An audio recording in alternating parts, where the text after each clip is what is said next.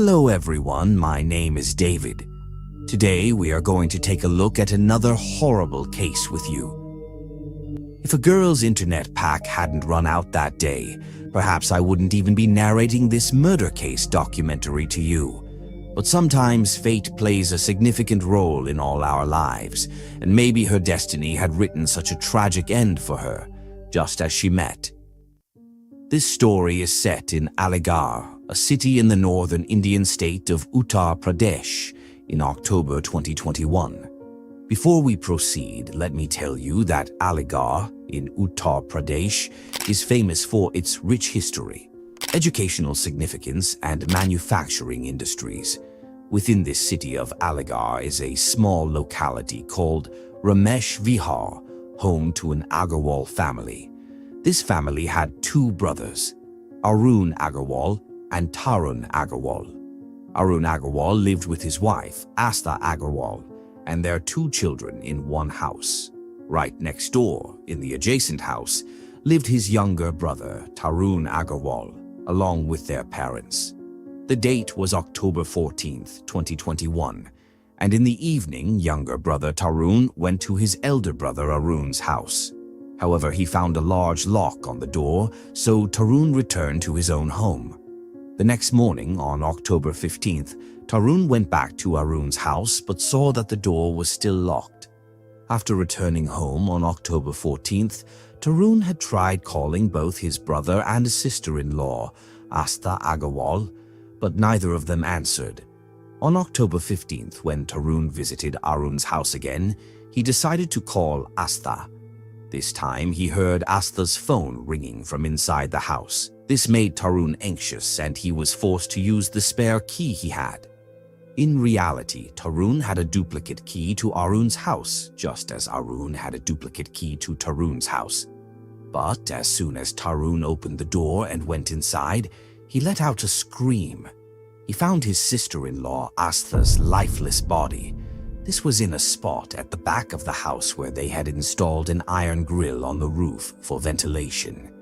Seeing this horrifying scene, Tarun was terrified and ran outside, screaming. He first informed his parents about what had happened and then told some neighbors. He also called the police, who arrived at the scene within minutes.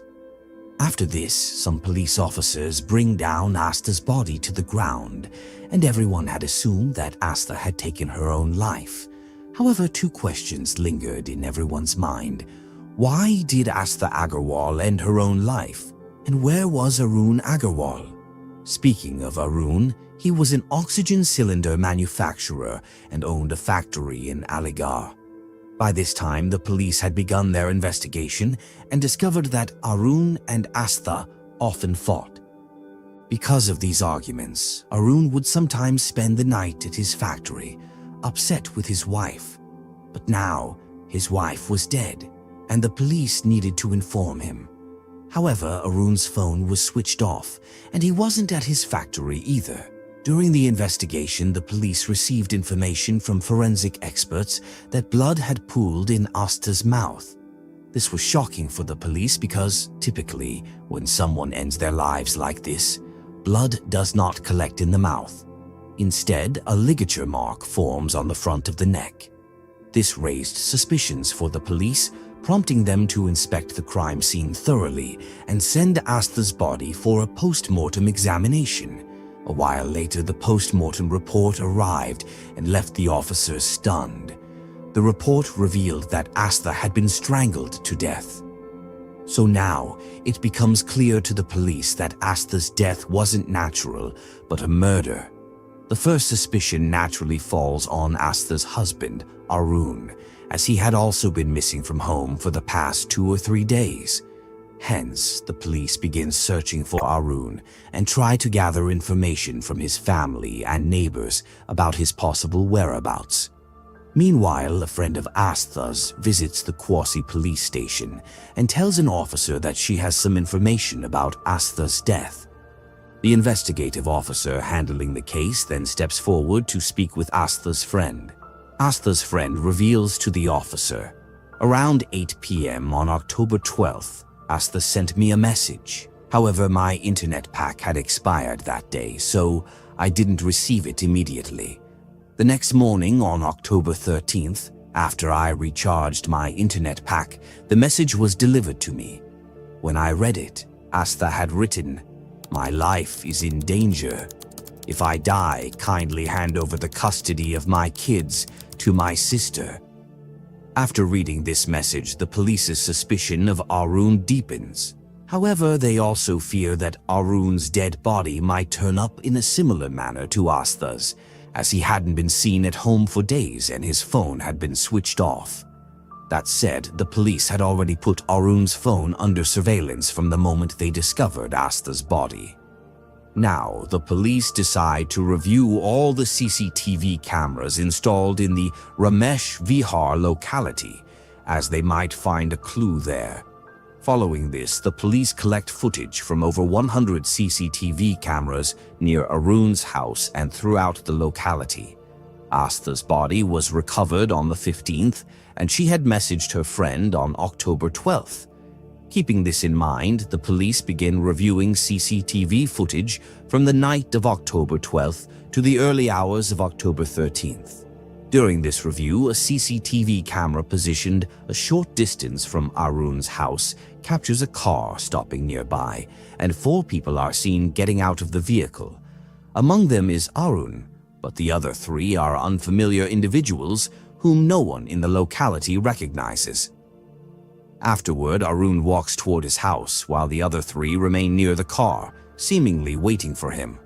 About 25 minutes later, Arun returns to them and takes all 3 inside his house. The police continue watching the footage, and roughly half an hour later, the 3 individuals leave Arun's house, get into their car, and drive away. However, Arun stays inside his house for the rest of the night and only comes out in the morning. After reviewing this footage, the police are clear about one thing. On the night Asta was murdered, Arun was present in his house. After discovering this new information, the police expanded the scope of their investigation. This time, they also instructed some of their informants to gather information about Arun. The police's efforts paid off when, on the night of October 17th, 18, they received an alert through surveillance that Arun's cell phone had been switched on. When the police checked his location, they found that Arun was present at his oxygen cylinder factory. Upon learning this, a police team immediately rushed to Arun's factory to apprehend him. When the team arrived, Arun was just about to leave the premises, but the police managed to catch him. However, Arun's behavior seemed completely normal. He repeatedly asked the police, "Why are you arresting me? What have I done wrong?" At the police station, Arun was interrogated about Asta's death. Initially, he claimed to have no knowledge of her demise. However, when the police showed him CCTV footage, Arun broke down, realizing that his lies had been exposed. The police then sternly questioned him, asking, "Tell us, why did you kill your own wife, Asta?" At this point, Arun began to confess, and the truth behind the incident emerged. Arun and Asta were in love and had a love marriage in 2008. Meanwhile, Asta was also preparing to become a doctor, and after their marriage, she successfully secured a government job. In 2011, after their marriage, Asta gave birth to a son. Besides him, the couple also had a daughter. Life was going smoothly until 2020, when Arun began to suspect that Asta was talking to another man on the phone. This suspicion led to multiple arguments between the two. In turn, Asta accused Arun of having a girlfriend outside the home. Since 2020, these accusations and fights had become a recurring issue for the couple. However, between these conflicts, they would occasionally reconcile and live like a happy husband and wife. Finally, on September the 28th, 2021, Arun caught Asta talking to another man on the phone. Seeing this enraged Arun, leading to another heated argument between the two. Later that night, after the fight had subsided, Asta made a phone call and her friend arrived at their home. Arun later told the police that this friend of Asta assaulted him that night. Arun felt deeply humiliated. Not only was his wife talking to another man, but that man also came into his house and beat him up. After this incident, Arun stormed out of the house in anger. He went to his factory trying to sleep, but sleep eluded him. He kept thinking about how to avenge the humiliation but was unsure of what to do next. At this point, a security guard from Arun's factory named Vikas approaches Arun and asks him why he seems troubled. Arun then confides in Vikas, saying, "My wife talks to another man on the phone every day, and today that man even entered my house and beat me up. But now I am determined to take revenge at any cost." Hearing this, Vikas, deeply saddened, and suggests to Arun, "If your wife is not listening to you, you should have her killed." Vikas then mentions two contract killers named Ashok and Pawan. Listening to this, Arun decides to hire these contract killers to murder his wife. Arun contacts the contract killers and the deal is finalized for 100,000 Indian rupees, which is roughly 1,180 US. Arun pays the killers 60,000 rupees in advance and promises to pay the remaining amount after the murder of his wife.